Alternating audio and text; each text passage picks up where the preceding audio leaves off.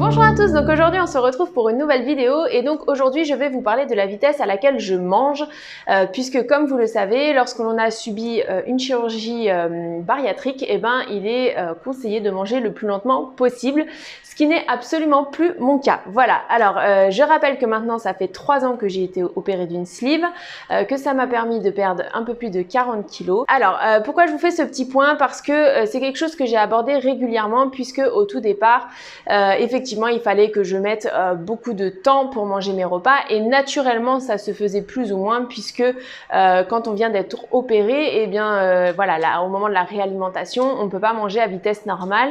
Il faut qu'on mâche beaucoup, il faut qu'on prenne notre temps, il faut qu'on espace nos bouchées, etc. pour faciliter l'alimentation, la quantité, etc. Parce que sinon, en tout cas, en ce qui me concerne, dès que je mangeais trop vite, j'avais des douleurs, j'étais pas bien, etc. Donc voilà, naturellement, j'étais très ralentie par l'opération sur ma manière de manger.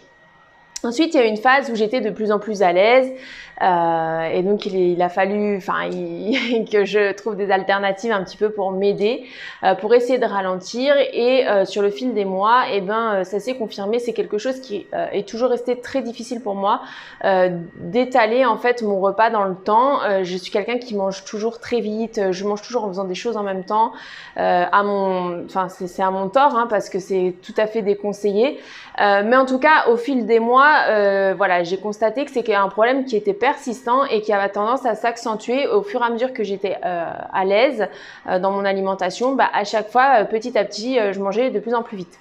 Il se trouve que ces derniers temps, c'est des choses auxquelles je n'ai absolument pas fait attention. J'ai même pas pris ça en considération au moment où je mangeais. Voilà, j'étais préoccupée par autre chose et donc ça fait un petit moment que je vous en ai pas forcément parlé. Mais la dernière fois, j'ai compté, j'ai un peu regardé ma montre à titre, par curiosité, savoir où j'en étais, etc. Mon assiette, elle a été avalée en moins de 5 minutes. Donc, je me suis dit, waouh, c'est un truc de dingue. Je sais que c'est pas du tout bon. J'ai tendance d'ailleurs sur les dernières semaines à me redéclencher à nouveau des petites douleurs pendant le repas ou des sensations de blocage. Je pense qu'à tous ceux qui sont opérés, ça parlera. Voilà, encore une fois, dès que je mange trop vite, hop, ça me fait des bulles d'air, ça me fait des blocages. Il faut que j'attende un petit peu de ça, chose que je n'avais plus du tout il y a quelques semaines en arrière, parce que certes, je mangeais plus vite, mais j'étais quand même attentive un minimum à ce que j'ingurgite pas le repas en 4e vitesse. Sur les dernières semaines, ça n'a pas été le cas du tout. Donc là, clairement, voilà, je mange beaucoup trop vite. Donc les douleurs reviennent, les sensations de ballonnement aussi. Voilà, donc je ne sais pas pour tous ceux qui sont opérés depuis maintenant un certain temps, moi ça fait déjà maintenant 3 ans et demi, où vous en êtes. Je serais curieuse de savoir comment ça se passe pour vous. Est-ce que vous arrivez à maintenir en fait un repas qui dure dans la durée, en sachant que déjà on a moins qu'une personne non opérée dans l'assiette. Est-ce que vous arrivez à faire durer vos repas plus de 20 minutes, etc., qui est le temps qu'on m'avait conseillé moi à l'époque, au minimum, strict minimum 20 minutes, j'en suis bien loin.